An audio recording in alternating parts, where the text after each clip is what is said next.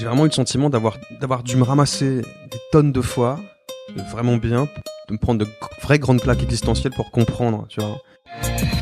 Bienvenue sur Nouvelle École, le podcast pour sortir des sentiers battus où je vais à la rencontre de gens passionnés au parcours atypique. Cette semaine, j'accueille Gringe. Gringe est la moitié des Casseurs Flotteurs, le groupe de rap qu'il a fondé avec Orelsan. Il est également acteur, on l'a vu aux côtés d'Orelsan dans la série Bloqué et le film Comment c'est loin. Il sera prochainement à l'affiche de 3 longs métrages et il prépare également son premier album solo. Bref, Gringe n'est plus du tout bloqué. On revient sur son parcours tumultueux de ses débuts dans le rap à sa rencontre avec Orelsan. Il parle longuement de ces périodes difficiles qui ont posé un socle et explique l'importance de laisser du temps au temps. On parle de son album solo, de son nouveau travail d'acteur, de son processus créatif. Tout ça en dégustant quelques caramels normands. Pensez à vous abonner en cherchant Nouvelle École sur iTunes ou SoundCloud ou sur votre application de podcast préférée. Ça m'aide énormément et bonne écoute. Mais pas d'autocensure. Hein. Non. Si je me foire, je me réveille il y a une demi-heure. Il est 15h30. Ouais, bah ouais. Donc voilà, j'ai un peu l'esprit embrumé. Fidèle à ta légende en fait. Ouais, c'est même plus une légende, c'est avéré maintenant. Attends, mais tu fumais pas des clopes toi normalement ? À fond. Et putain, en ce moment comme j'écris l'album, genre je suis à un paquet, même plus d'un paquet par jour. Non, mais ce que je voulais dire, c'est que si tu veux, on prend un standard et tout. Mais j'ai pas ramené de clopes. Tu veux qu'on aille en acheter ? Non. D'accord. non, on est au thé, c'est très bien. Ok, super. Carrément. Bon, bah, on peut commencer. Yep. Eh ben, salut à tous ceux qui écoutent. Je suis avec Gringe. Guillaume Tranchant. Gringe, on présente comment maintenant ? Eh ben, bizarrement, ma mère m'a rebaptisé Gringe depuis mon petit succès. Non, tu m'appelles comme tu veux. Guillaume ou Gringe, franchement, il y a pas de. C'est la même chose. Je vais t'appeler Gringe. Moi, je te connais en tant que Gringe plutôt. Donc Gringe, je te présente rapidement, même si je pense que les gens qui écoutent vont savoir qui t'es. T'es la moitié des Casseurs Flotteurs avec Orelsan. D'ailleurs, avec qui vous avez fait plein de trucs entre le premier album. Orelsan et Gringe sont les Casseurs Flotteurs. C'était en 2013. Je crois que vous avez fait disque d'or avec. Yep. Vous avez fait le film Comment c'est loin que Orelsan a écrit et réalisé. Ouais. Vous avez fait l'album de la bande originale du film. Exactement. Qui a même fait disque de platine d'ailleurs. Ouais, mais le premier aussi a fait platine maintenant. Ok. On se la raconte pas trop, on veut pas. C'est pas en soi, c'est pas ce qui nous, c'est pas ce qu'il y a de plus gratifiant. Ce qui est chouette, c'est que les gens suivent le délire, quoi. Ils nous supportent, mais bon, on communique pas trop sur ce genre de trucs. Non, mais c'est pour remettre les gens dans le mood.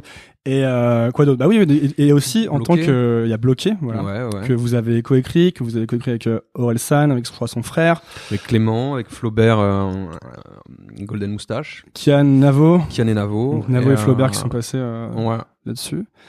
Et puis produit par Harry Torgman, voilà. Qui était le producteur de Bref. Aussi. Ouais. Et en ce moment, t'es bientôt à l'affiche dans un film qui s'appelle Carbone. Ouais. Film d'Olivier Marchal. Qui avait réalisé Braco d'ailleurs. Ouais, entre autres, et la première saison de Braco, puis après il a fait des films, il a fait MR73, le 36, Diamant 13, enfin, il a fait une tripotée de films. Mais je me rappelle, si je peux me permettre une anecdote. Mais vas-y, on est là pour ça. Hein. De bon matin.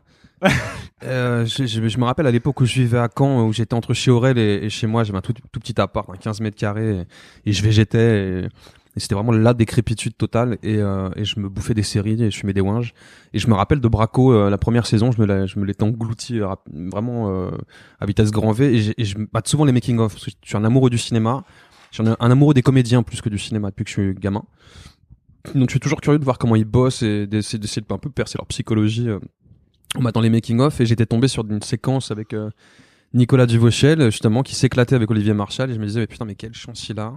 Et j'avais aucune velléité à être comédien, tu vois, à l'époque, je savais pas ce que je voulais foutre et tout, mais j'enviais la relation qu'il avait avec Marchal, et je me disais, mais c'est vraiment, ça doit être un papa de cinéma mortel. Et ce qui est fou, c'est que, on a tourné ce film avec Aurel, Comment c'est loin. C'est un film qui a été, il a pas été sélectionné. On a fait le festival de Saint-Jean-de-Luz il y a 2 ans.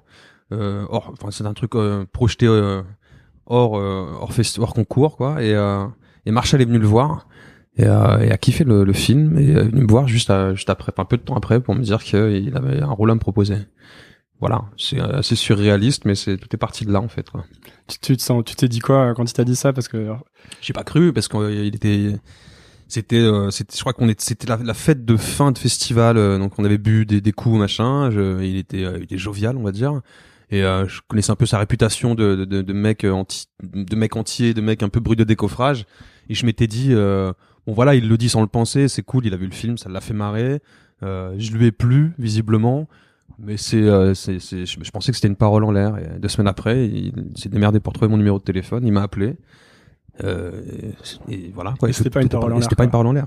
Salut Guillaume, c'est Olivier, tu vas bien? Genre, il m'a proposé le truc. Il m'a fait une proposition ferme quoi. J'ai même pas eu de casting à passer et j'en revenais pas.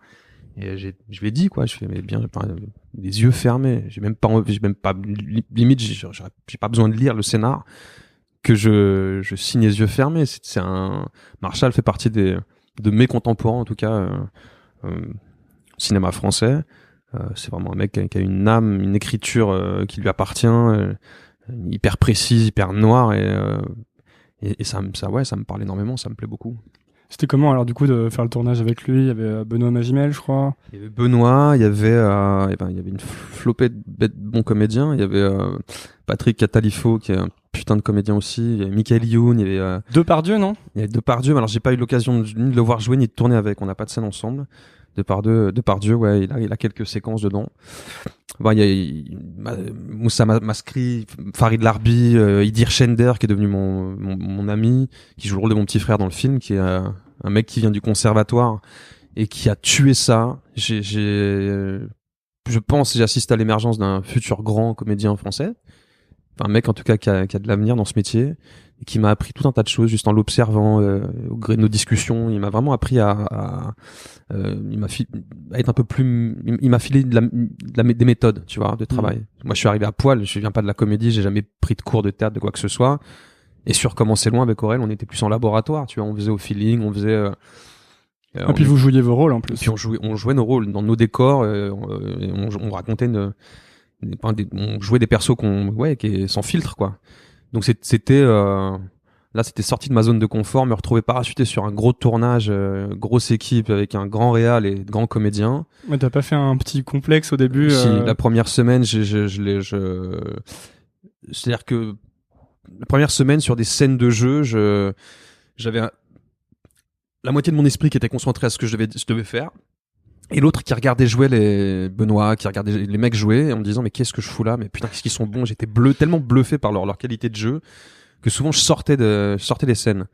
Et à la fin de la première semaine, Olivier est venu me voir en me disant Guillaume, t'as l'air un peu crispé, je viens de voir les premiers rushs et tout, ça va bien se passer, t'as une belle gueule, tu fais le job, détends-toi.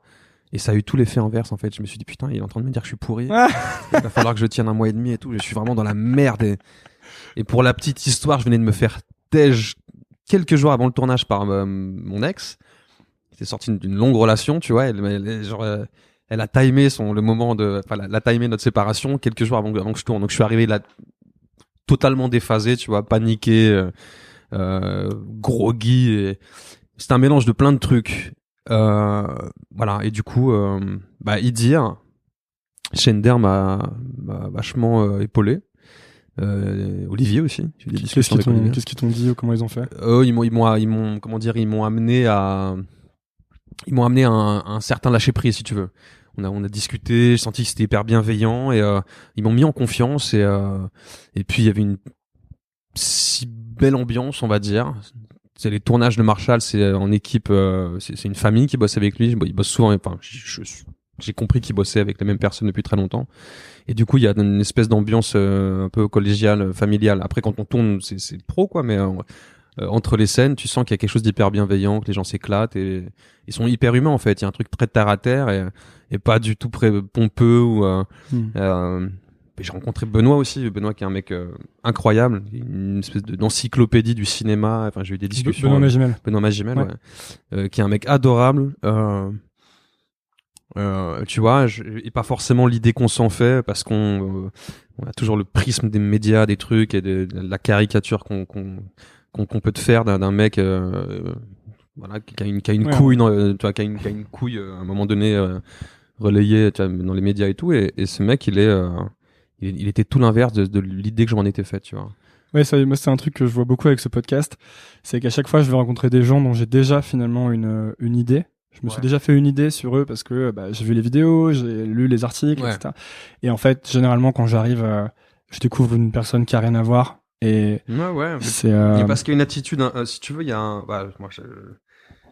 comment dire, c'est pas une réflexion vraiment savante, mais je me dis que avoir une image publique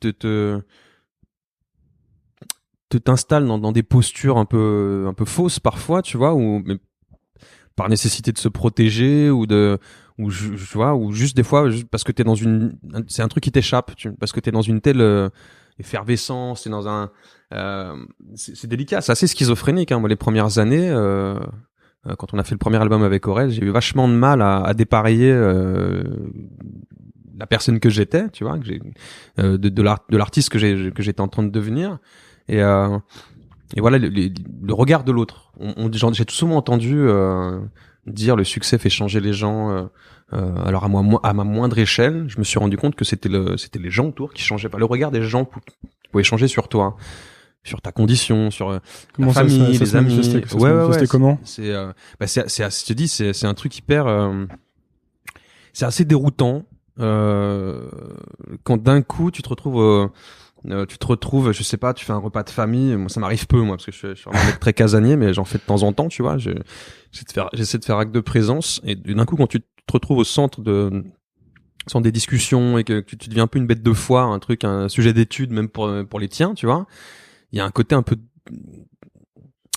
dégoûtant, il y a un truc qui te dégoûte de toi, tu dis non mais pas eux quand même, tu vois, c'est les gens qui me connaissent Tu pensais que ceux-là n'allaient pas faire ça, justement. Ouais, je pensais que ceux-là garderaient tu vois, le même regard, mais il y a toujours un espèce de truc comme ça, que ce soit chez les potes ou la famille, tu vois, voilà, un regard qui un peu tronqué, mais je m'y suis fait. Comment tu fais pour t'adapter à ça? Toi, tu changes quelque chose ou Non, moi je discute. Mais non, mais moi en plus, vraiment, je crois que j'ai vraiment aucun filtre. On m'a souvent dit, même en interview, pendant mes premières interviews télé ou radio, on me disait mais fais gaffe à ce que tu dis. On sait que je suis impulsif, que je dis ce que je pense.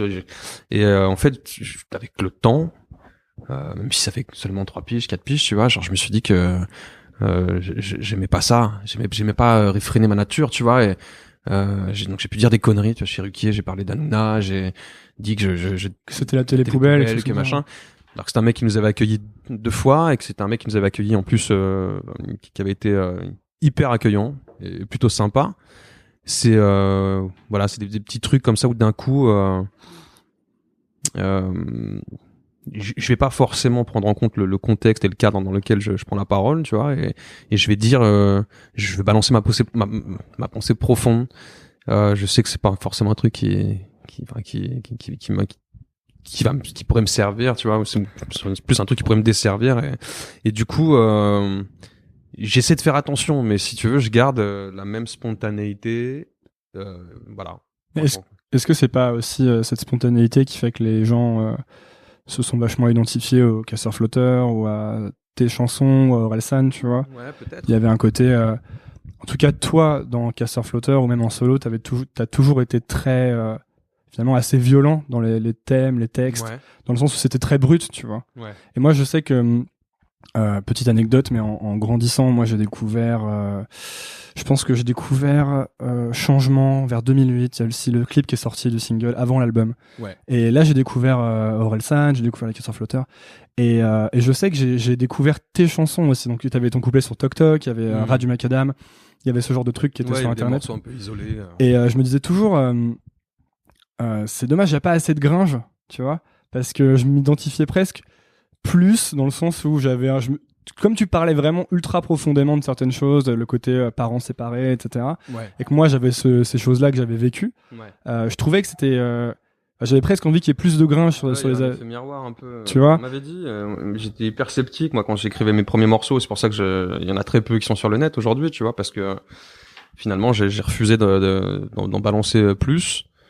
J'en ai pas non plus enregistré des masses, on va dire ce qui est, tu vois, j'étais pas hyper feignant déjà à l'époque, mais j'étais surtout un éternel insatisfait et un éternel flippé, tu vois, je flippais de savoir comment allait être reçu le morceau, et je me rappelle d'une discussion avec un pote qui en écoutant Radio Macadam m'avait dit mais tu sais que moi ça me touche, puis il y a des grandes chez moi, genre t'as même mis la larme à l'œil d'un mec, une Kaira, tu vois, genre et tu te rends pas compte en fait le pouvoir tu vois des mots, en tout cas de ta t'es dans une démarche sincère comme tu l'es dans tes chansons, tu vois, ça se ressent et les gens s'identifient.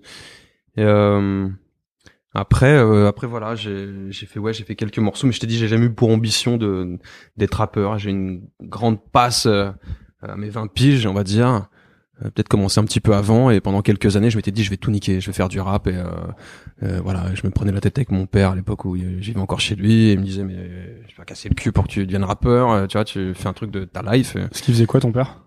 À l'époque il bossait dans une il a fait du chemin depuis, mais on va dire qu'il est dans le milieu artistique aussi. Aujourd'hui il dirige une scène nationale dans le sud. Il a toujours travaillé dans le milieu du théâtre. Il a commencé dans une MJC, tu vois, genre il a vraiment grimpé les échelons en un, et je sais qu'il s'est il a peiné pour se défaire du son carcan social, de l'environnement dans lequel il avait grandi, hyper modeste, et du coup il voyait ça d'un œil pas ça d'un bon œil, tu vois. Il sentait que j'étais déloyal, et que c'était pas l'éducation qu'il m'avait donnée, et que il voyait pas où je voulais en venir, et que c'était pas un truc qui me mettrait à l'abri. C'était une parole de père, tu vois, tout simplement. Et toi, comment tu le vivais, ça? J'étais un mec têtu, et déjà depuis petit en fait. Depuis petit, je fais ce qui me chante, je crois. Tu vois, j'ai toujours été une galère pour les autres. J'allais dire. Tu fais quoi? Pardon. Un jeu de mots avec? Oui. Vas-y, je t'en prie, je me reprends un caramel de ta grand-mère en attendant. Ouais, non. Fais-nous ton jeu de mots. Non, c'était le jeu de mots, c'est le cas de le dire. C'est le cas de le dire. Oui, parce c'est ce qui me chante. Voilà. Ouais. Bon. Ouais, c'est comme ça. Hein. J'étais prédestiné à faire ce qui me chante. Ouais. Non, mais j'ai grandi comme ça avec ce caractère-là, et du coup. Il faut essayer les noisettes s'il en reste. Mais normalement, il n'y en a plus parce que je les ai tous fumés. Tu les as tous fumés. Mais, ouais, tu disais que t'as toujours fait ce qui te chante, du coup. Ouais. Donc, j'ai continué à écrire comme un taré dans ma chambre. T'avais quel âge, là, à ce moment-là? 17 ans. Quand le rap, t'as commencé le rap vers 17 ans? J'ai commencé à en écouter à 14-15. Je me suis dit, j'ai commencé à écrire vers 16-17. Avec Vanilla Ice, Lil Baby, c'était quoi déjà? Le single? Lil Baby, Ice Baby. Ice Baby. Le Zulu qui était Vanilla Ice, qui était la risée de tous les... Moi, j'ai découvert Vanilla Ice à travers les morceaux de Eminem qui clashaient Vanilla Ice. Ouais. Voilà. À l'époque, nous, quand on écoutait, c'était une tuerie, tu vois. C'était comme MC Hammer, il a eu un peu plus de crédit, on va dire, quand il a sorti Can't Touch This. Il avait un côté Africa Bambaataa, un truc machin.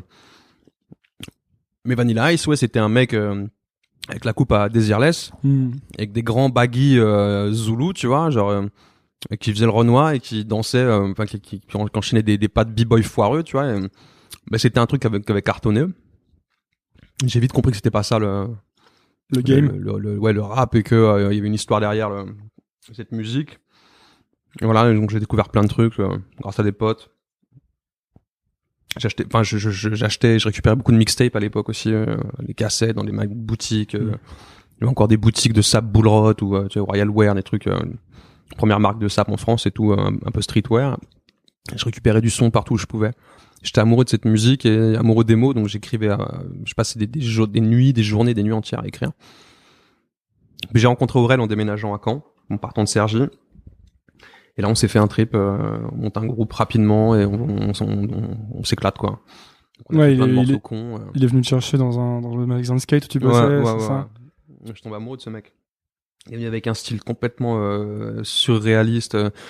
C'était un pur autiste, quoi. Et du Pour coup, les auditeurs, Orelsan, Orelsan, ouais. C'était un pur autiste, et j'ai été charmé direct, quoi, parce qu'il m'a dit j'ai entendu parler de toi. J'ai une carte son, machin, on achète un micro, viens, on fait un groupe. J'ai dit ok. On s'est lancé dans le truc direct, quoi. En fait, il était déjà vachement entrepreneur. Ah ouais, Aurel, ouais. C'est une de ses grandes forces. C'est qu'Aurel, c'est un jusqu'au boutiste. C'est-à-dire, il va pas seulement, il va se donner les moyens de faire les choses.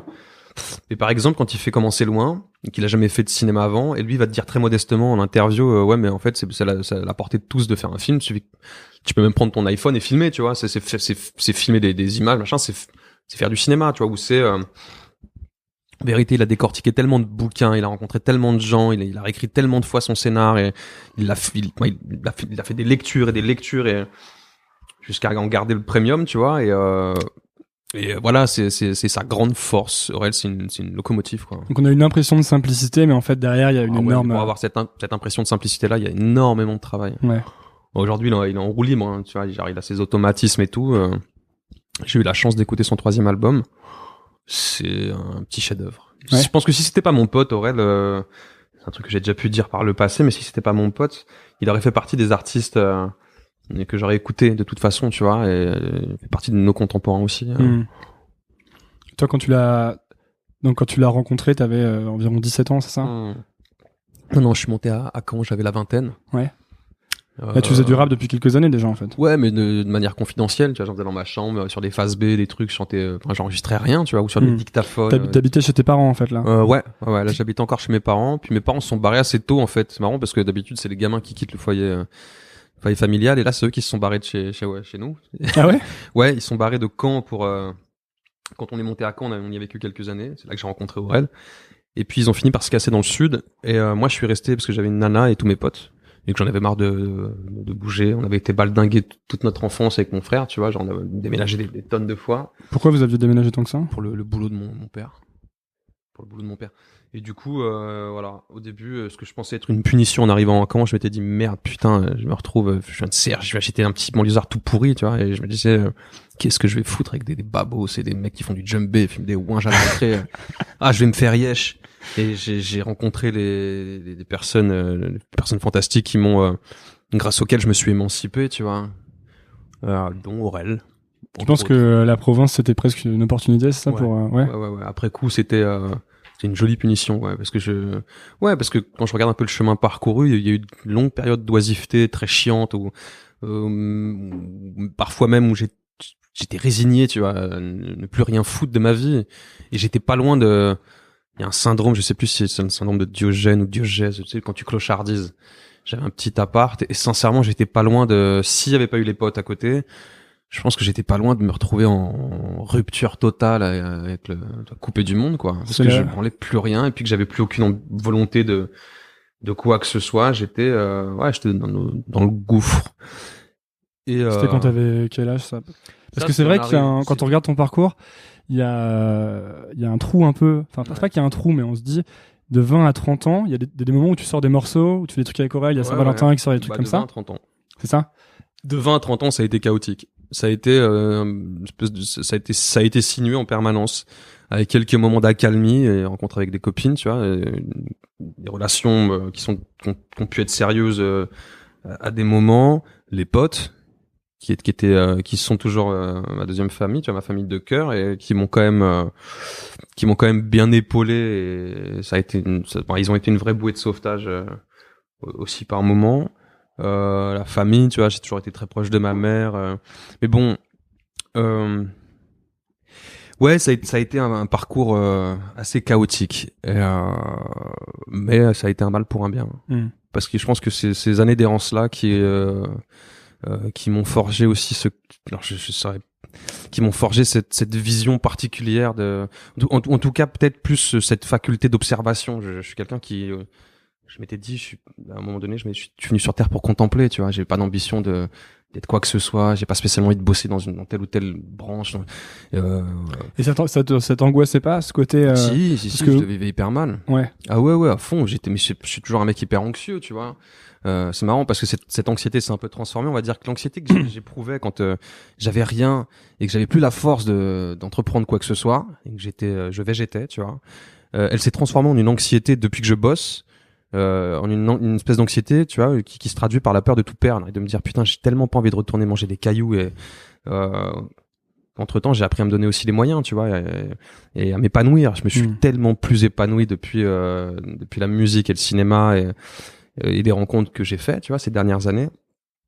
Et ça m'a vraiment sauvé. Et c'est en ça, tu vois, que ces années d'errance-là, en fait, après coup, j'ai réalisé à quel point elles avaient pu me servir. J'avais pu poser un socle, tu vois, quelque chose de. J'ai eu le sentiment d'avoir touché le fond tellement de fois, et en fait, tu le touches jamais vraiment. Il y a toujours une planche qui pète, et tu peux toujours descendre de 15 mètres de plus. Et en fait, le fait de m'être ramassé à ce point-là, tu vois, fait qu'aujourd'hui, j'ai des voyants qui s'allument dans ma tête quand ça va pas. Tu vois, je suis en alerte. C'est-à-dire que là, quand je sens que je peux rebasculer ou faire de la merde ou. T'as des réflexes? Ouais, j'ai des réflexes de survie et de. C'est quoi tes réflexes du coup maintenant? C'est des trucs que je me dis, tu vois. Je pourrais pas en parler, c'est trop perso. Mais Ouais. il y a vraiment des signaux qui s'allument, des trucs que je me dis ah là c'est marrant, tu t'apprêtes à faire une merde. Et ben voilà ce que ça traduit chez toi. Je vois une psy aussi. Je fais le mec. Ouais, mais moi aussi, t'inquiète. Ici, on est sur. Pas mal, on va dire. Ouais. Identifier, tu vois, genre le mec que j'ai été, et puis les démons comme tout à chacun, tu vois, les démons qui m'habitent. Est-ce que c'est pas aussi que cette longue période d'observation dont tu parles et où tu touches le fond pas mal de fois, est-ce que c'est pas tout simplement une période où en fait t'apprends à vraiment comprendre qui t'es et à c'est te l'école connaître de la vie, mais c'est douloureux. Parce que tu t'isoles, parce que t'es très seul, parce que les gens, à un âge où les gens embrassent des métiers ou sont encore en école ou toi tu passes tes journées seul, tu vois. Tu faisais des études toi ou J'ai fait des études très peu. J'ai eu un bac+2 à l'époque des DUT, tu vois. Genre j'avais un bac+2 en communication que j'ai eu pour rassurer ma mère, on va dire, et je l'ai eu à 22 piges ou 21 ans, je crois. Et j'ai repris mes études il y a je sais plus 5 ans, 6 ans, tu vois. J'ai rencontré une nana avec qui j'ai passé 8 ans de ma vie, pour qui je suis monté vivre sur Paris. Et la première année, je me faisais un peu yesh quand même, tu vois, et elle me disait mais reprends tes études. Et du coup, j'ai fait ma licence, j'ai une licence de com. D'accord. Avec 10 ans entre le bac+2 et le bac+3, quoi. Ouais, donc la période entre 20 et 30, tu voyais tes potes qui prenaient des tafs, qui se réalisaient, quoi. Tu vois, qui avaient des. Faut parler dans le Excuse-moi, micro, des potes qui se réalisaient, ouais, qui au travers du taf, qui avaient des vies de famille, qui commençaient à avoir des mômes et tout ça, tu vois. Et moi, j'étais toujours à ressasser cette idée que je vivais les choses de l'extérieur. J'étais incapable de m'installer dans ma vie. Et est-ce que t'avais peur t'avais pas envie de choisir un truc ou de. C'est le quart d'heure Mireille Dumas, c'est de la bombe. Ouais. Non, j'avais pas envie. C'est des thèmes qui m'intéressent, c'est pour ça. Et moi, je te pose ces questions parce que Non, mais ça m'intéresse. C'est ma propre thérapie aussi à travers ça, tu vois. Genre, je me dis. Non, il y avait rien qui me faisait peur. Et tout me faisait peur. Il y avait rien en particulier. Tout me faisait peur. Je me faisais des montagnes des fois de choses anodines, tu vois. Mais j'ai quand même rencontré cette nana à l'époque avec qui j'ai passé 8 ans. Je le dis dans un morceau que je suis en train d'écrire là, qui m'a tiré d'une léthargie profonde. Et je dois beaucoup. Je dois mon salut, c'est un bien grand mot, hein, parce que tu vois, tu trouveras toujours plus aux abois que toi. Mais je l'étais quand même pas mal. Et je dois mon salut beaucoup à cette personne-là et à Aurel aussi. Aurel, je sais pas s'il en avait vraiment conscience, mais en me proposant de faire cet album, il m'a offert de me racheter déjà une nouvelle conduite et puis une nouvelle vie, tu vois, de poser des bases, poser des fondations que j'ai solidifiées depuis, tu vois. Mais je pense qu'il en avait pas conscience. Il savait d'où je venais, il savait ce que je vivais, tu vois. Mais ouais, je lui donne une fière chandelle quand même. Vous étiez très proches tout le long, parce que quelque chose que je me suis toujours demandé, c'est tu sais, là, moi, j'entre dans la vie, c'est-à-dire, t'as des gens qui commencent à faire des choses, t'en as qui réussissent direct, ils explosent, t'en as d'autres qui galèrent un peu plus. Et je me demandais, comment ça t'a fait quoi, toi, quand Aurel a sorti Perdu d'avance et que ça a marché de ouf? Ça a été, c'est marrant, c'était très duel ce qui se passait en moi, tu vois. Il y avait le côté, j'étais hyper fier de lui parce que depuis qu'on rappait ensemble, depuis nos 20 ans, puis qu'on avait commencé ensemble, je me répétais, et je lui répétais sans arrêt qu'il avait un talent fou, que j'étais et qui à chaque fois il me surprenait, qu'il se réinventait, et que je pensais qu'il avait vraiment un truc à faire. Ouais, c'était hyper naïf à l'époque, tu vois, genre. C'est Scred qui a dû le cadrer pour aussi. Scred, le producteur. Ouais, Scred qui nous produit, qui a vachement cadré Aurel pour qu'Aurel prenne conscience, si tu veux, de ses potentiels et qu'il pouvait en faire un job, tu vois. Nous, on en parlait de manière beaucoup plus naïve, mais déjà, je me rendais compte qu'il avait un talent fou et qu'il avait une personnalité atypique. Mais quand il a sorti Perdu d'avance, il y a le côté où, si tu veux, où j'étais très très fier qui réalise son rêve et qui en plus qui reçoivent cet accueil-là. Et en même temps, je perdais un pote chez qui je vivais, puis on était plusieurs à vivre chez lui, tu vois, et je le voyais changer de vie tout simplement, tu vois. Je le voyais s'épanouir au travers d'un job. Et il y a eu peut-être, je sais pas, j'ai dû avoir des réflexes égoïstes, tu vois, me dire mais fais chier,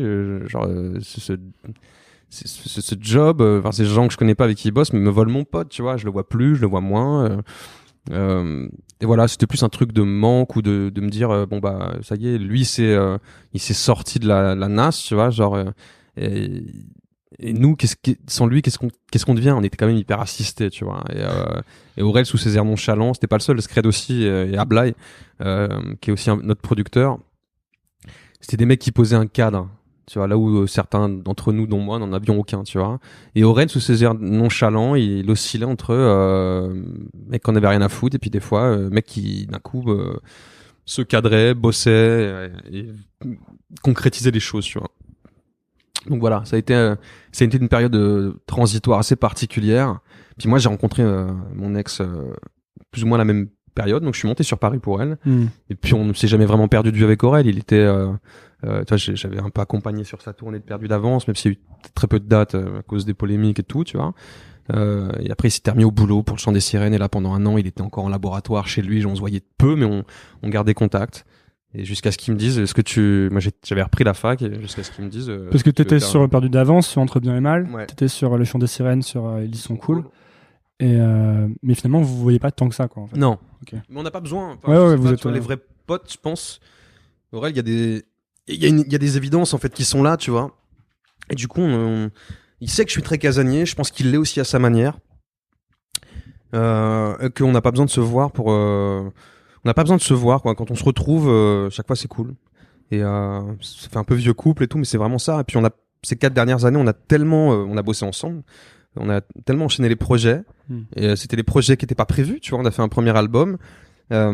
Puis bloqué, puis le film, puis la BO du film, puis des tournées dans tout ça, tu vois. Et donc on a vécu un peu dans une promiscuité permanente, tu vois, les uns sur les autres, et puis l'un avec l'autre, avec Aurel.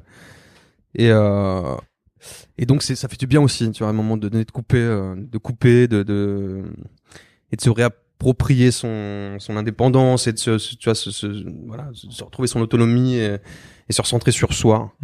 Et puis si on part pas, on se retrouve pas, tu vois. Et du coup, c'était peut-être nécessaire de le faire.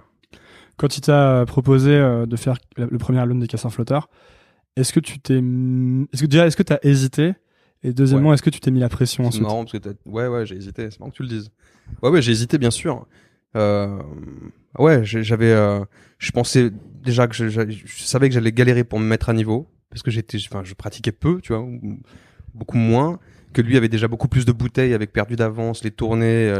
Mais en fait, t'avais vachement de talent quand même, parce que si tu pratiquais si peu, en tout cas, ce que tu as l'air de me dire, c'est que t'écrivais quasiment pas trop, que t'enregistrais pas trop de trucs, mais tous tes morceaux qui sortaient étaient quand même défoncés, et étaient à chaque fois sur les albums. Il y a quand même des petites merdes qui sont sur le net, dont j'ai bien honte et tout. Mais non, mais là, puis en plus, on parle il fallait que je passe un step, tu vois. J'avais quand même conscience, au-delà du fait que ce soit mon pote, qu'Aurel, c'était un des meilleurs rappeurs de sa génération, voire peut-être le meilleur, sans chauvinisme et tout, hein. Genre, je connais vraiment ce milieu et ses acteurs, tu vois. Et donc, j'écoute beaucoup, mais c'est un tueur. Et donc, je m'étais dit, putain, ouais, ça me branche parce que je viens de me faire tège et que je vais me faire yesh, tu vois, donc ça va me faire une occupation. Mais en le prenant vraiment plus au sérieux, je m'étais dit, putain, va falloir que je me mette à niveau et ça va me demander énormément de travail. Attends, alors ça veut dire qu'il y a 4 ans déjà, tu venais de te faire tège aussi? Ou j'arrive pas ouais, dans mon histoire avec mon ex, il y a eu des hauts débats, machin, il y a eu des séparations. Celle-là avait duré 2 ans. Ok. Ou 1 an et demi, tu vois. Et pendant cette période-là, tu vois, j'avais 1 an et demi je m'étais dit, oh putain, et puis j'étais fracassé, tu vois. Je m'étais dit, qu'est-ce que je vais glander? Non, j'étais quand même bien, ça m'avait bien entamé, si tu veux, la séparation. Et du coup, le fait qu'on se lance sur l'album m'occupait beaucoup l'esprit, et en même temps, j'ai fait mon école du rap, quoi. J'ai vu Aurel bosser en temps réel, Scred aussi.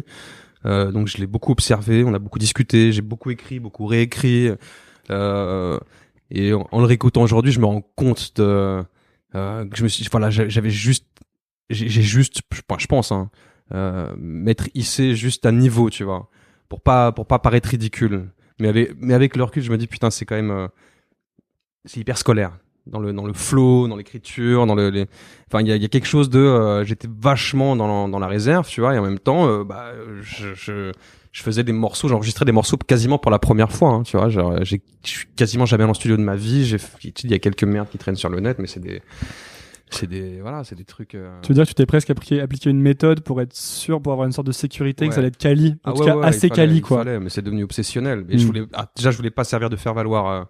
Je voulais pas qu'on dise à Aurel, super, t'as fait venir ton pote, mais il est pourri.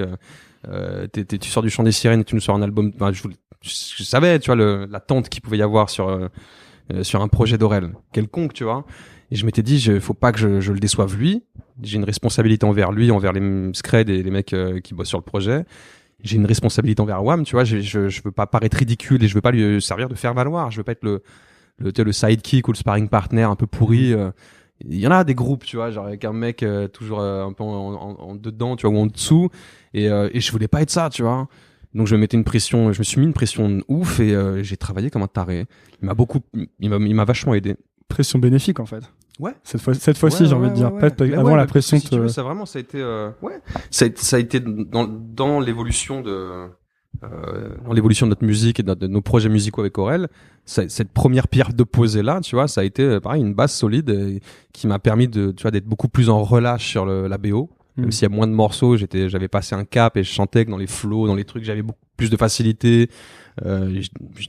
Plus de facilité aussi à déchiffrer une prod, une instru, tu vois, à l'envisager différemment que de manière droite et scolaire, tu vas faire un truc c'est juste par sécurité, un truc sécurisé, tu vois. Et là depuis que j'écris mon album, ça fait 7 mois que je suis dessus, je m'éclate, tu vois, parce que j'écris vraiment des morceaux perso qui me touchent, mais je m'éclate dans les flows, je m'éclate dans le choix des prods, je chantonne un peu, j'ai passé ce cap de confiance là, tu vois. T'avais besoin de faire ce projet qui t'a donné la confiance nécessaire à faire ton solo, en fait. Ouais. Parce que le solo, c'est un truc que t'as en tête finalement depuis. Non, j'en parle, mais c'est du bluff. Ouais, mais je veux dire. J'en parlais pour essayer de je pense que je me mentais à moi-même. Tu croyais pas, en fait. Non, j'y croyais jamais de la vie. J'annonçais des trucs qui sortaient jamais, des machins, non. Puis j'étais trop bousillé, tu vois. J'étais trop perdu. Quand même, tu vois, cet équilibre que m'a apporté la vie d'artiste que je mène depuis 4 ans, tu vois, m'a permis de faire du ménage dans ma tête, libérer de l'espace. Mais équilibre financier, relationnel, ouais, tout. Mais c'est surtout un équilibre personnel, tu vois, te dire, je te parle d'épanouissement perso, tu vois. L'équilibre financier, ouais, j'ai gagné un peu de thunes et j'ai pas non plus changé de niveau de vie. Enfin, tu vois, je reste je coffre beaucoup, je fais l'écureuil, tu vois, genre je mets de côté parce que j'ai jamais vraiment eu et que je sais que c'est des tafs éphémères, tu vois. Donc je suis hyper précautionneux, mais ce que je veux dire par là, c'est que c'est surtout quelque chose qui m'a apporté un équilibre, une confiance en moi, tu vois, que j'avais pas ou peu. Donc pourquoi tu penses que constance que j'avais pas, tu vois. Peut-être que je sais pas si la question est je pense pas que ce soit facile d'y répondre, mais pourquoi tu penses que t'avais pas confiance en toi? Parce que moi, je vais pas dire moi personnellement parce que c'est dire 2 fois la même chose, mais moi je pense que j'ai un manque de confiance en moi, tu vois. C'est-à-dire que je pense que je suis toujours en train de me dire c'est pas assez bien, tu vois. Ouais. C'est pas assez bien. Ou même quand je fais un truc bien, je vais me dire mais en fait c'était de la merde, tu vois. Et souvent j'ai besoin qu'il y ait des gens qui de l'extérieur me disent mais non c'est cool, regarde. Ouais, mais moi j'étais hermétique au discours des autres. Ouais. Mes potes ils ont eu de cesse de me dire mais putain t'as du talent, mais putain tu te rends pas compte, viens on réécoute ça, je vais te montrer que c'est pas naze du tout et que t'as vraiment ta place à faire là-dedans. Et j'étais hermétique à ça, si tu veux. J'étais tellement bousillé. Et je sais pas, le manque de confiance, après, on peut on peut en discuter, mais tu vois, c'est ma vie de famille, c'est les brisures perso, c'est mon parcours, tu vois. Genre, ouais, puis à un moment donné, j'ai vraiment déconnecté. Mais quand je te dis déconnecté, c'est, mon époque caennaise, elle a été dure, elle a été vachement dure parce que j'étais, quasi en rupture sociale, comme on dit, tu vois. J'avais genre mon quotidien se résumait à, je sais pas, je devais vivre 4-5 heures par jour, tu vois, et dormir le reste du temps. Et j'étais dans le bédo, j'étais dans espèce de routine aliénante, de trucs. Je suis un garçon dépressif. Je pense qu'on l'est tous, chacun à nos niveaux, tu vois, mais moi ça a été ça a été corsé à des moments, tu vois, et et le manque de confiance que j'avais, en même temps, tu vois, c'était un peu les montagnes russes, quoi. C'est que des fois, je me sentais mieux et d'un coup, mais je pense que c'est aussi, j'ai pas envie de parler de moi, c'est tout de suite hyper pompeux, mais Après, c'est un je suis épisode sur quelqu'un de toi. sensible, tu vois, c'est ma nature d'être un mec, enfin, je capte les gens assez rapidement, je pense, sans faire le mentaliste ou quoi, tu vois, je sens les gens, en fait. Il y a des choses que je m'explique pas forcément pardon. Il y a des choses que je m'explique pas forcément tout de suite, tu vois, mais je sais que j'ai des infos qui m'arrivent comme ça et que je digère pas forcément, dans la foulée. Mais voilà, sur les sensations, tu vois, je suis vachement sur le ressenti, sur l'intuition, et du coup, ça m'oppresse, tu vois, genre le jeu de, enfin, le groupe, être en groupe m'oppresse, tu vois, genre les gens m'oppressent, les masques en société m'oppressent, tu vois, il y a tellement de choses en fait qui m'arrivent en pleine tête, sans filtre en plus, tu vois, et donc voilà, aujourd'hui, je les digère beaucoup plus vite et je comprends beaucoup plus vite. Mais pendant des années, ça a été très dur parce que je comprenais pas pourquoi je me sentais mal, pourquoi j'étais et vraiment, c'était, tu vois, quand on dit l'enfer c'est les autres, je le vivais vraiment comme ça. Tu voulais être tout seul chez toi, quoi. Je voulais pas, mais j'avais pas d'autre refuge, D'accord. si tu veux, sinon je me foutais en l'air. Mais j'avais pas d'autre refuge que de m'isoler, tu vois, j'avais pas d'autre échappatoire que de m'isoler. C'est vraiment ma vie privée. Mireille Dumas, putain, je vais m'allonger sur le divan. Ah. J'avoue, putain, je t'ai mis sur le canapé, vas-y, allonge-toi. En fait, la chanson La Morale, c'était sur toi. C'est nouvelle école. C'est une nouvelle école psychologique. Ouais, c'est ça, on est en première année d'un truc de psycho. Oui, donc je disais, la morale, en fait, c'était bien sur toi. Oh, je m'y suis retrouvé. Après, dire que c'est sur moi, je pense qu'Aurel s'est nourri de ouais. Parce que moi, pour le coup, j'avais un pote à l'époque qui partait vraiment en couille. Ouais. C'était mon meilleur ami. En fait, on faisait de la musique, on était ados. Et il y a plein de merdes qui lui sont arrivées. Puis de toute façon, il avait eu une éducation un peu foireuse. Et il est vraiment parti en couille. Il est tombé dans l'alcool. Et c'était le mec le plus intelligent, le plus beau, le plus fort en sport, Et donc, c'était exactement la chanson. Je me souviens que ce truc m'avait trop parlé, quoi. T'as envie de... Et puis les gens, t'as envie de les sauver. Et... Ouais, mais je sais qu'Aurel... je sais pas s'il en a souffert. En tout cas, je pense que ça l'a énormément frustré. Et que ça l'a foutu en colère aussi à des moments, tu vois. De me voir... de me laisser de me voir me laisser choir comme ça, tu vois, parce qu'en plus je vivais chez lui, enfin tu vois, genre, c'est-à-dire que c'était hyper paradoxal, c'est-à-dire que je me laissais crever. Ah, t'étais comme ça chez lui? Ouais, entre chez moi et chez lui, entre je me laissais crever littéralement, et mais je le faisais des fois chez Aurel, tu vois. Je sais pas comment le traduire, mais je pense que c'était pour pas totalement sombrer, tu vois, et que je savais que j'avais des potes bienveillants, dont lui. Mais il y a des moments où je sais que j'ai abusé de la situation, il a été... c'est un pote, hein. Ouais. Et il était tolérant, quoi. Il m'a pris comme j'étais. C'est très deep ce que je viens de dire. Il m'a pris comme j'étais. Non, franchement, il a été hyper tolérant, ouais. Comment t'apportes, maintenant que t'es sur...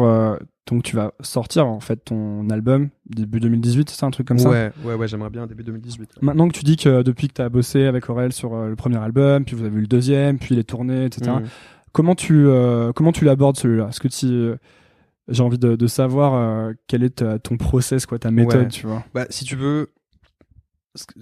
Bon, après, c'est pas le seul projet de ta vie, donc... Non, mais c'est quand même une pierre angulaire, tu vois. Genre, cet album-là, je sais puisque ce que j'y mets dedans, tu vois, c'est 15-20 piges de ma vie. Enfin, si, c'est quand même un truc...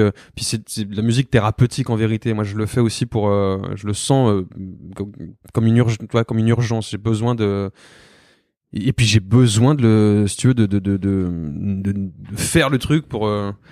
de le faire, tu vois, pour de le concrétiser, de le matérialiser, pour tuer certains démons, peut-être, tu vois. Genre, on dit, faut nommer les choses pour les détruire, tu vois. J'ai vraiment besoin de sortir ces morceaux, de me confronter au regard de l'autre, et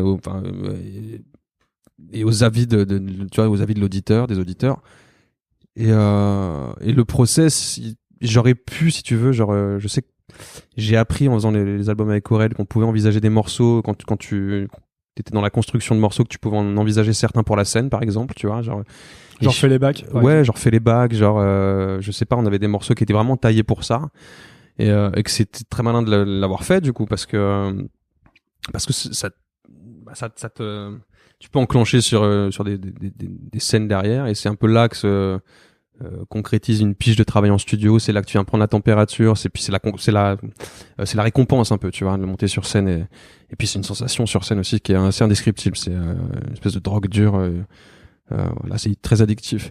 Sauf que moi, j'écris des trucs qui sont, je sais pas si j'aurais des morceaux de scène particulièrement taillés pour la scène. Je sais que j'écris des choses dont je suis très fier. Des choses que j'arrive à décoffrer, j'arrive à faire mon petit puzzle, ma cuisine, tu vois, et que j'ai des morceaux dont je suis très fier. Après, je vois pas plus loin, j'anticipe pas, parce que ça, je sais pas faire. Sincèrement, je suis pas un mec méthodologique, je suis pas quelqu'un de synthétique. Juste avoir fait tous ces projets avec mon pote m'aura appris peut-être à construire plus mes morceaux, tu vois, et à en faire des morceaux moins décousus, plus audibles, plus aérés maintenant. Mais je sais même pas je sais pas ce qu'il y aura derrière, tu vois. Tout dépendra de l'accueil qu'on lui réserve. Je sais pas si je vais tourner, je sais pas si je vois pas plus loin pour l'instant. Je veux juste le finir. Envie de faire un truc bien, quoi. Ouais, j'ai juste envie d'avoir un projet dont j'ai pas à rougir. Et après, il m'appartiendra plus. Voilà. Et en ce moment, tu passes, c'est genre tu te lèves, tu passes du temps au studio, c'est ton activité principale. Pas encore au studio, je vais y rentrer bientôt. Là, t'écris en fait. Là, j'ai fini d'écrire, je vais avoir quasiment 20 morceaux de côté. Après, je ferai un tri, tu vois. Et c'est genre tu te lèves le matin ou l'après-midi, et tu te dis aujourd'hui je travaille, c'est ça? Non, c'est obsessionnel. C'est-à-dire que c'est un truc qui me quitte pas en fait. T'es tout le temps en train de le faire. Tu te réveilles, t'as 3 phases dans la tête, tu les couches.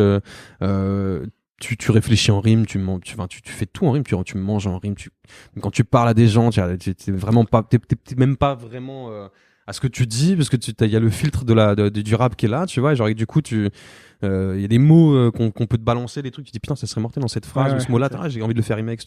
Et donc ça, j'ai l'impression que c'est quand tu commences à passer beaucoup moi, je sais qu'à une époque, j'ai commencé à coder beaucoup, tu vois. Ouais. Après, j'étais tout le temps en train de penser à des trucs comme ça. Tu étais dans une dynamique, une gymnastique intellectuelle. Parce que je t'avais entendu parler dans une interview, tu parlais de boxe, et tu faisais un petit parallèle avec, en plus, c'était marrant parce que tu racontais l'histoire, je crois, de ton père qui te parlait du combat entre Ali et Foreman.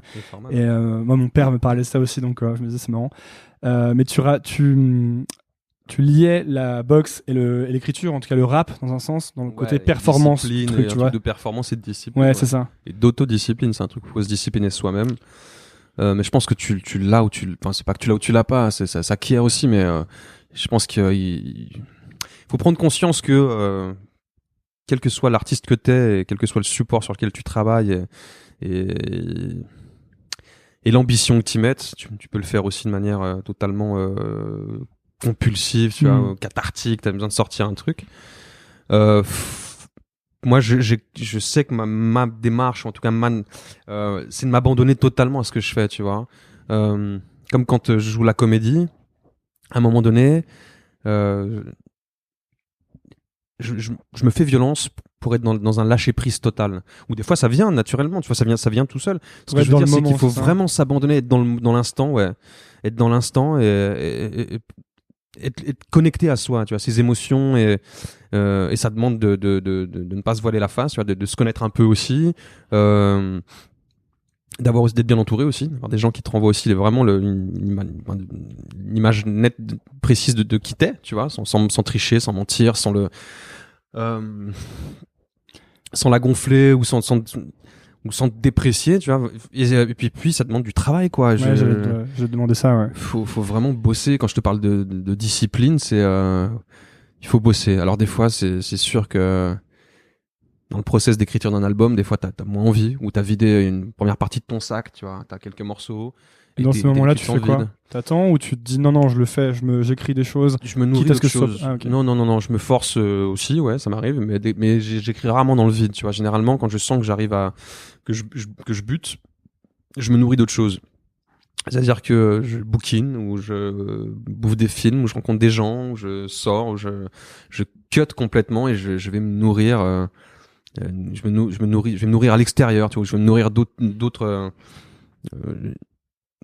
choses, quoi. Et le temps aussi, c'est quelque chose d'important, tu vois. C'est qu'à un moment donné, il faut aussi pouvoir laisser passer du temps, et se dire que le temps est nourrissant aussi, tu vois. Le temps t'aide à faire que les choses se décantent en toi, te permet de vivre de nouvelles choses, tu vois. Voilà, je pense en plus, je vais te faire une espèce de comparaison un peu bancale peut-être, tu vois, mais je suis avec les réseaux, avec cette espèce d'effervescence et cette masse d'infos qu'on bouffe et puis le fait qu'on ait littéralement la tête dans les réseaux, tu vois. Je me demande où est le temps de digestion là-dedans, tu vois. Alors il y a des gens qui épongent très très vite et tant mieux, tu vois. Mais moi j'ai besoin de digérer les choses. J'ai besoin qu'elles se décantent. J'ai besoin de les digérer pour les comprendre, pour les ressentir. Donc le temps, c'est aussi dans ma démarche artistique et dans ma vie perso aussi, je laisse du temps au temps. C'est fondamental. T'apprends la patience aussi. T'es quelqu'un de patient à la base, toi? Ça dépend. Vu que je suis un mec anxieux, je peux être. On va dire que ma fainéantise traduit pas forcément patience. Tu vois, je suis plutôt. Je m'ennuie assez rapidement en vérité, même si physiquement je le montre peu, ou que je peux être amorphe parfois. Je peux m'emmerder très vite avec les gens en faisant quelque chose. Tu vois, puis parce que j'ai vachement végété, tu vois. Donc maintenant j'ai besoin de mouvement en fait. J'ai besoin de rester en mouvement. C'est mon oxygène, voilà. Je reste en mouvement. C'est intéressant ce que tu dis. Je pense que c'est applicable à toutes les disciplines en fait. Il y a quand tu parlais du travail, je pense qu'il y a vraiment ce côté faire ses gammes, tu vois. Qu'en fait, il n'y a pas de je pense qu'on cherche beaucoup tous à trouver des hacks un peu, tu vois, des feintes, des raccourcis, genre il y a quelques feintes qui vont faire que je vais devenir un bon rappeur plus vite, peut-être, ou un bon écrivain plus vite, ou même monter une boîte et que ça marche plus vite avant les autres. Et en fait, je pense, avec le temps, que ces feintes marchent pas vraiment et que tu peux pas vraiment passer outre le fait de faire tes gammes. Et tu sais, quand tu parles tu rappes et t'as du rap tout le temps dans la tête et des choses qui se connectent entre elles quand tu parles à quelqu'un, sûrement que c'est aussi un des résultats du fait que tu as ce travail quotidien et que du coup, ton cerveau commence à connecter, tu vois. Ouais, bien sûr. Bien sûr, tu peux pas. Je pense pas que tu puisses emprunter les petits chemins de travers. Pour moi, enfin, je veux dire, ça reviendrait à te mentir à toi, quoi. Genre, je pense que tu le fais quand tu le fais quand tu le sens, quand tu le sens prêt, quand tu le. Mais ça, je veux dire, faut l'expérimenter, faut pouvoir le vivre pour le savoir, tu vois. Genre, tu peux pas t'improviser chanteur ou peintre ou il y a des connaissances à acquérir, il y a un travail à faire sur soi, il y a un vrai travail pratique à faire, tu vois, faire ses gammes comme un musicien, ou comme un sportif, comme un athlète qui tous les jours fait les mêmes gestes, tu vois. La Karate Kid un peu, quoi. Ouais, c'est ça. C'est comme un samouraï, tu vois, qui va ou comme un moine bouddhiste qui va méditer tous les jours, tu vois. Il y a un vrai travail à faire sur soi et à l'extérieur de soi. Il faut rester curieux, faut travailler tous les jours, faut être alerte, tu vois.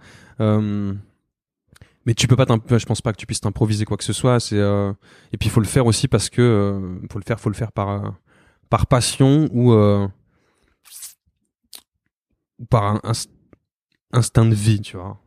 Comment ça, par instinct? Moi, je le fais parce que sans ça, je pense que tu vois, Lino, il a sorti une phrase, je sais plus, il dit gâcher son talent, c'est mourir un peu, tu vois. Sans parler de talent forcément, je pense que si j'avais pas trouvé ces moyens-là pour faire que ce qu'est la vie soit moins pénible, moins chiant à endurer, tu vois. Et je me serais, je sais pas, je me serais laissé mourir, quoi, tu vois, genre. Et voilà, c'est ces petits trucs-là, c'est des pansements que je me suis trouvé. Et donc tu le fais par passion.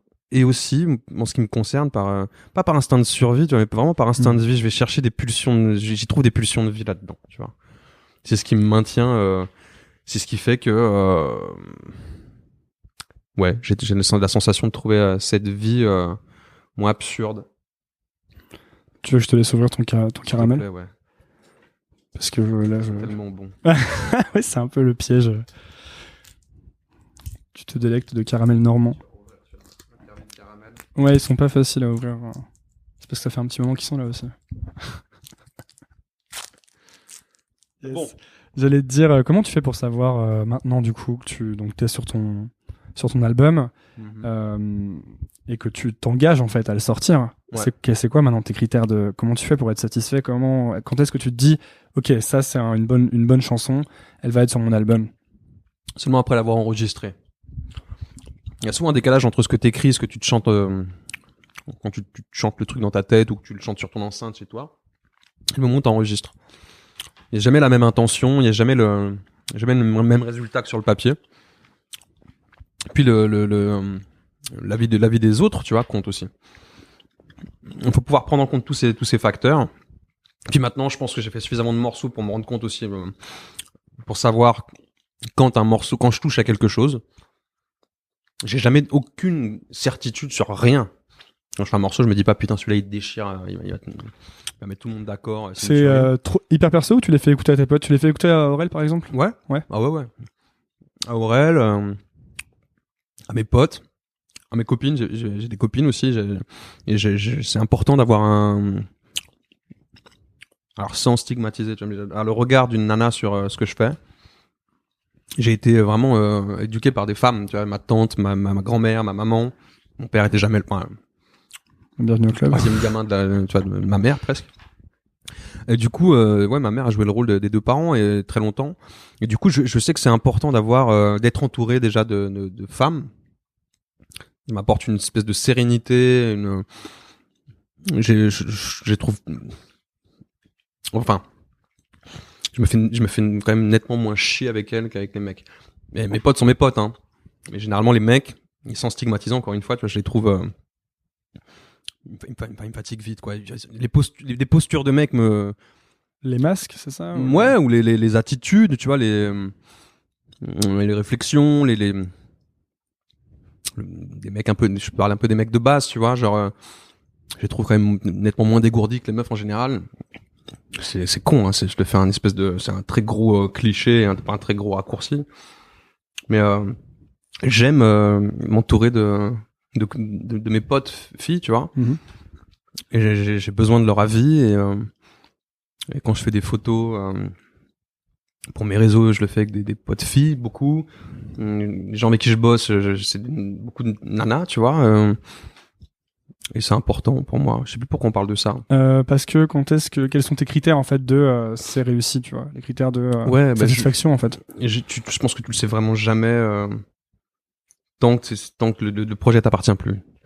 Tant qu'il est vraiment dans la nature et tant qu'il est pas dans la nature et que les gens l'ont pas écouté, tu sais pas vraiment. Non, je pense que le seul truc à la limite que tu puisses te dire, c'est tant que ça me plaît, pour X raisons, pour des raisons qui m'appartiennent.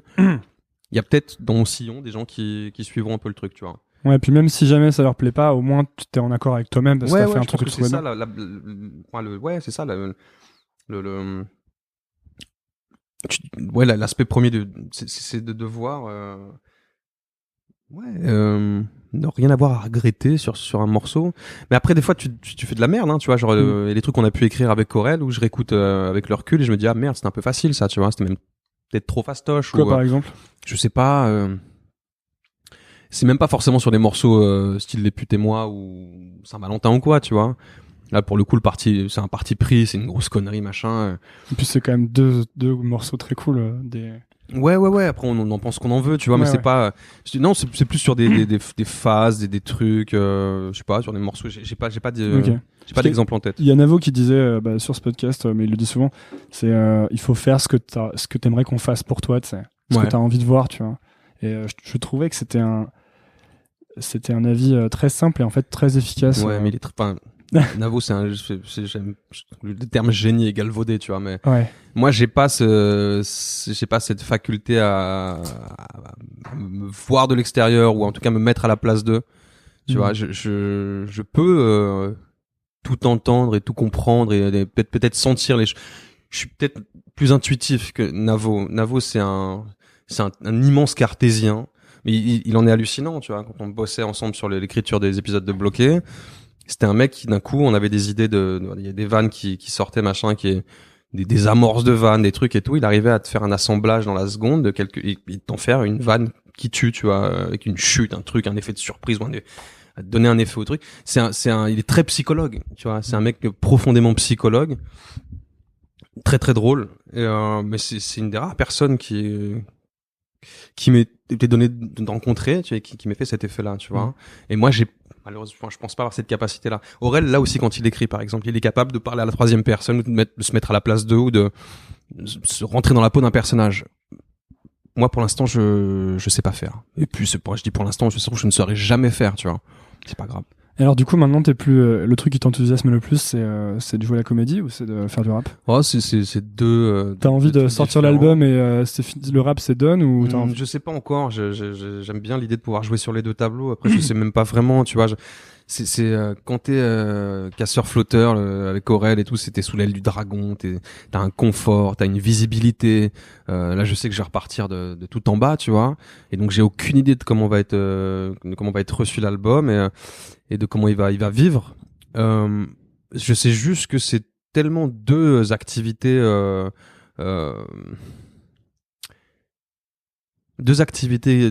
qui me font du bien chacune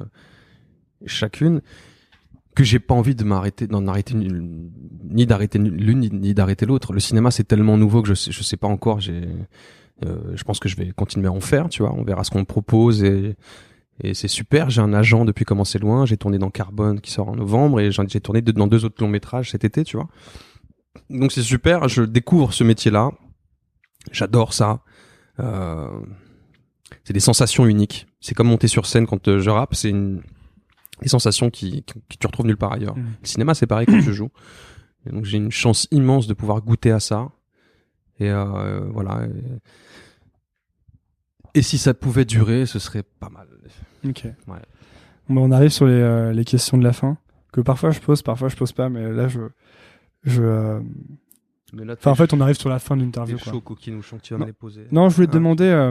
Tente tes petits Vas-y. Alors, choisis bien. Ouais, il y en a au café, jamais de la vie, mon pote. Ah ouais. D'ailleurs, celles-ci, ils sont. Vanille, c'est pas en mal. majorité. Ah, c'est la vanille, ça. Vanille, c'est bien. En fait, il y a plus de noisettes qui étaient de loin les meilleures. Mais bon. Ça fait ton écureuil, hein. Prochaine fois. Ouais, j'allais te demander. C'est quoi le truc le projet dont t'es le plus fier jusqu'à présent, ou le truc dont t'es le plus fier là? Il n'y en a pas un en particulier. Je suis fier de tout ce que j'ai fait pour des raisons différentes à chaque fois. Ouais, c'est tout. C'est stylé quand même que vous avez eu avec Aurel, vous avez eu tout le concept casseur-flotteur et ensuite surbloqué, c'est tout le même concept de 2 mecs qui traînent. En fait, vous avez réussi à l'exploiter sur plein de formats différents. Ouais, mais c'était pas prévu, quoi. J'ai trouvé ça hyper intéressant parce que tu vois, tu te dis, vous auriez pu faire juste l'album et en fait, avec une idée, bah, vous l'avez décliné sur une série, un film, 2 albums. Nous, forcément, tu vois. Bloqué, c'est quand même beaucoup Kian Navo. C'est même beaucoup leur idée, tu vois. Et le film, c'est Aurel. À un moment donné, il est parti dans l'écriture de ça. Et, ça a mis le temps que ça a mis, mais c'est vrai qu'après le film, du coup, on a enchaîné sur la BO, tu vois. C'était un truc qui nous semblait cohérent. Mais c'est vrai qu'on n'avait rien anticipé après le premier projet Casseur-Flotteur. Après le premier album, on s'était pas dit qu'on ferait tout ça, tu vois. Et c'est vrai que c'est une chance, quoi. On a vraiment eu du pot. Enfin, moi, en tout cas, à ma place, j'ai vraiment eu vachement de bol que tout ça arrive derrière, quoi. Ouais, j'ai l'impression que t'as l'air en tout cas, t'as l'air plus heureux maintenant. Ouais. J'ai souvent été suiveur et j'ai souvent attendu qu'on vienne me chercher.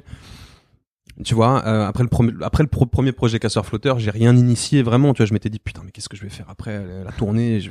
Retour de l'angoisse. Ouais, je vais me faire chier. Retour de l'angoisse, retour à la case départ.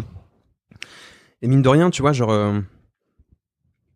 le fait de m'impliquer dans je sais pas, dans un chouïa, dans l'écriture de Bloqué, mais dans le jeu, de m'être impliqué à fond dans Comment c'est loin, j'ai adoré cette expérience-là. Tu vois, je me suis puis je t'ai dit, j'ai peut-être quelques petits automatismes modestes, tu vois, de jeu, parce que j'ai beaucoup observé, mais je suis archi pas un comédien de formation, tu vois. C'est juste que tout ça m'a quand même donné le goût du boulot et l'envie de faire les choses aussi par moi-même, petit à petit. Il y avait une question que je posais avant, que j'avais arrêté de poser, mais je vais te la poser. C'est une question qu'ils posent aux gens en entretien chez Facebook. Ouais. Ils leur disent qu'est-ce que tu ferais si tu n'avais pas peur? Qu'est-ce que je ferais si j'avais pas peur? Ouais. Sincèrement,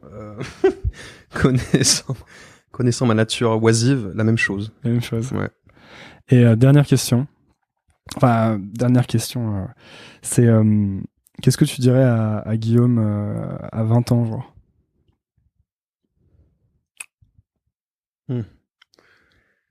Qu'est-ce que je lui dirais à 20 ans? Je pense que c'est marrant parce que je vais te faire une comparaison. Je me suis souvent posé la question, je me suis souvent demandé pourquoi à 20 ans, pourquoi nos grands frères, nos parents, des gens qui ont plus d'expérience autour de nous ne nous parlaient pas plus de leurs déboires, tu vois, ou des épisodes douloureux de leur vie, sentimentaux, familiaux, enfin je te parle de choses vraiment concrètes, de problèmes concrets qu'on peut traverser, tu vois, de mise en garde. J'ai vraiment eu le sentiment d'avoir dû me ramasser des tonnes de fois, vraiment bien, de me prendre de vraies grandes claques existentielles pour comprendre, tu vois, et pour avancer, pour pas reproduire forcément les mêmes choses, pour instinctivement me tourner vers des personnes qui me correspondent mieux. Et du coup, si je croisais le Guillaume de 20 ans, je le mettrais en garde. Je le mettrai en garde. Et je pense que j'essaierai de le rassurer. Surtout. Je commencerai par essayer de le rassurer. Eh ben, merci beaucoup, Grange. De rien, Mireille Dumas. Ça m'a fait bien plaisir. Où est-ce qu'on envoie les gens qui veulent juste en savoir plus sur toi? Parce que j'ai qu'un moyen de communication et je m'éclate dessus. C'est mon compte Instagram. Grange. C'est Gringe du milieu officiel, je crois. Mais on me trouve facilement et c'est le seul truc vraiment. J'ai une page Facebook, mais je m'en sers peu. Et c'est vraiment mon compte Insta. Je poste assez régulièrement dessus. Ok, top. Eh ben, merci beaucoup. Merci à toi. Merci pour les caramels. Pas de problème. Merci d'avoir écouté. Si vous êtes encore là, déjà, bravo. Ensuite, c'est peut-être que l'épisode vous a plu. Si c'est le cas, je vous invite à laisser un avis sur iTunes ou Apple Podcast. C'est ce qui m'aide le plus à gagner en visibilité. Pour cela, rien de plus simple, lancez iTunes de votre ordinateur ou Apple Podcast de votre iPhone, cherchez Nouvelle École, allez dans la section Notes et Avis et laissez un avis. Vous pouvez choisir le nombre d'étoiles, 5 est de loin mon préféré. Merci de soutenir ce podcast et à lundi pour un nouvel épisode. Salut!